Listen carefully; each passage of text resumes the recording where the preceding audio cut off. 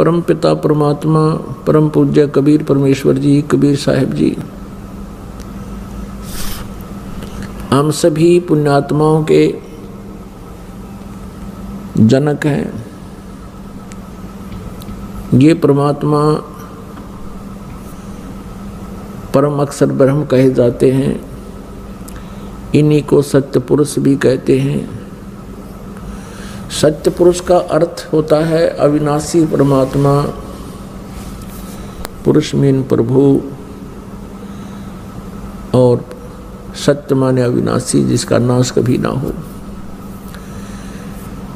इसी के भाषाभिन्न या पर्यायवाची बहुत शब्द बन जाते हैं। परम अक्षर ब्रह्म, अकाल मूर्त, शब्द स्वरूपी राम, सतपुरुष, ये वो परमात्मा है जो सब ब्रह्मांडों का रचनहार है और जो बनारस में काशी शहर में, भारतवर्ष के काशी शहर के अंदर एक जुलाहे की भूमिका किया करते थे, जो धानक कहलाते थे। ये पूर्ण परमात्मा है, असंख्य ब्रह्मांड के स्वामी है। पुण्यात्माओं, परमात्मा की पहचान कैसे की जा सकती है? परमात्मा की पहचान करने के लिए हमने जो आधार बना रखा था वो ये था, जैसे श्री कृष्ण जी ने मोरध्वज राजा के पुत्र ताम्रध्वज को आरे से दो भाग करवा के जो मृत्यु को प्राप्त हो गया था उसको जीवित कर दिया। जिस कारण से हमने भगवान श्री कृष्ण जी को सुप्रीम पावर मान लिया। इसको कहते हैं चमत्कार परिचय। पर्चा बोलते हैं इसको, पर्चा, परिचय भी शुद्ध हिंदी में परिचय कहते हैं, यानी पहचान प्रभु की। उन परिचयों में जो लक्षणों में से एक ये भी है कि परमात्मा मुर्दे को जीवित कर सकता है, और दूसरा ये भी है परमात्मा जीव की आयु भी बढ़ा देता है। और इसके साथ साथ और भी बहुत से गुण हैं, लक्षण हैं, जिनसे परमात्मा की पहचान की जा सकती है।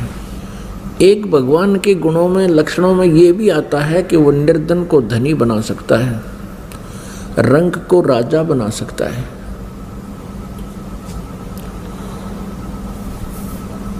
और एक ये भी पहचान है कि उसके विषय में हमारे सदग्रंथों में लिखा हुआ है। परमात्मा के गुणों की जानकारी हमारे पवित्र सदग्रंथ भी बताते हैं। जिस परमेश्वर के लक्षण, जिस परमेश्वर के सर्वचिन्ह इन सभी बातों पर खरे उतरते हैं, सभी पॉइंटों पर, सभी केंद्रों पर, वो परमात्मा है, वो परमेश्वर है। इसके पहचानने के लिए हमने बहुत सा सहयोग लेना होगा।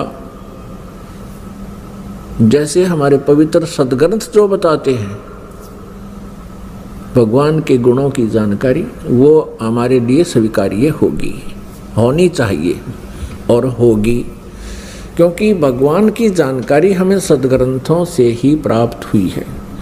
और हमारे जो पहले वाले गुरुजी थे वो यही कहा करते थे कि शिव पुराण में ऐसा लिखा है, वेदों में ऐसा लिखा है, श्री दुर्गा पुराण में ऐसा लिखा है, श्री विष्णु पुराण में ऐसा लिखा है, और श्री मार्कंडे पुराण में ऐसा लिखा है, श्री ब्रह्मा पुराण में ऐसा लिखा है, और वो साथ में संस्कृत भी बोला करते थे। तो हम ये सोचा करते थे कि इन महापुरुषों ने सदग्रंथों को ठीक से समझा है, क्योंकि ये संस्कृत लैंग्वेज से, संस्कृत भाषा से परिचित है। तो हमें कोई शंका नहीं रही।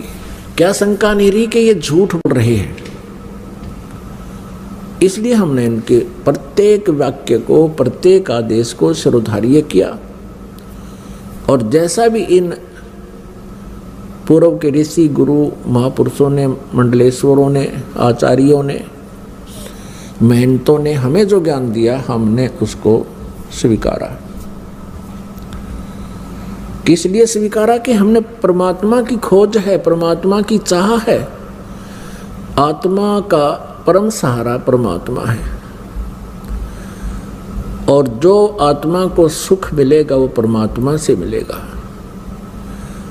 परमात्मा हमारे प्रारब्ध के कर्मों को भी नाश कर देता है। परमात्मा के गुणों में ये भी है कि परमात्मा परमेश्वर पूर्ण ब्रह्म हमें साप से भी मुक्त कर सकता है, श्राप से। जैसे हमें इन 3 तापों से भी परमात्मा मुक्त कर सकता है। तो ये सभी लक्षण परमात्मा में होते हैं। प्रथम लक्षण जो हमने लिया है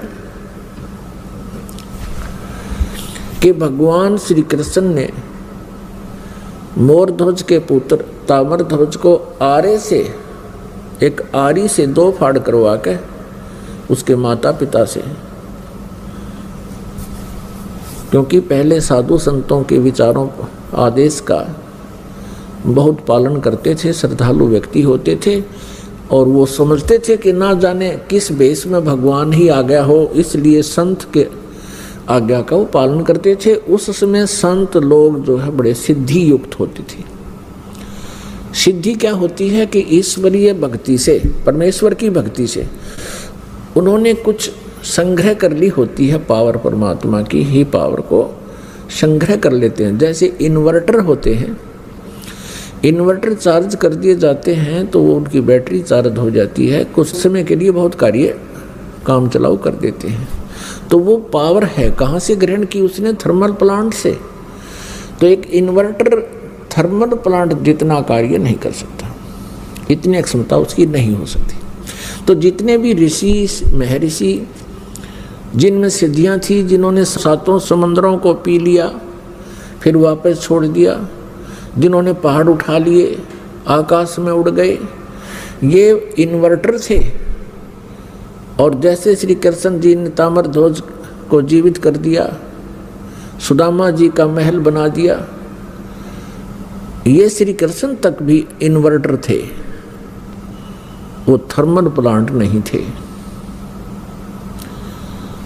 अब ये एक बार ये बात जो दास ने कही है तो ये बड़ी खटकेगी उस व्यक्ति को जिसने आज तक ये तत्व ज्ञान नहीं सुना और लोक वेद से वो रंगा गया है। लोक वेद